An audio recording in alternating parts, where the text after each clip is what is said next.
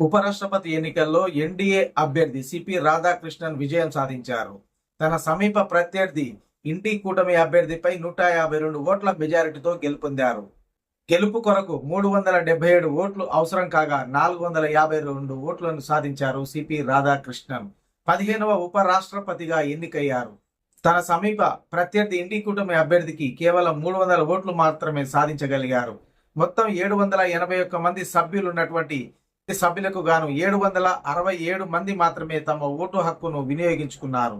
BRS, BJD, శిరోమణి అకాలీ దళకు సంబంధించి 12 మంది సభ్యులు తమ ఓటు హక్కును వినియోగించుకోలేదు. 2 స్వతంత్ర అభ్యర్థులు ఓటింగుకు దూరంగా ఉన్నారు. మొత్తానికి దురదృష్టకరమైన విషయం ఏంటంటే 15 మంది సభ్యులు తమ ఓటు హక్కును సక్రమంగా వినియోగించుకోలేకపోయారు.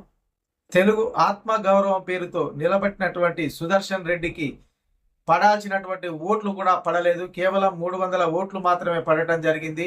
అదేవిధంగా ఎన్డీఏ కూటమికి 15 ఓట్లు క్రాస్ ఓటింగ్ ద్వారా పడటం కూడా జరిగింది. ఆంధ్రప్రదేశ్కి చెందినటువంటి వైసీపీకి చెందినటువంటి వారిలో 3 ఇండి కూటమి అభ్యర్థికి ఓటు వేసినట్లుగా సమాచారం ఉంది. ఏది ఏమైనా అనుకున్నట్టే జరిగింది.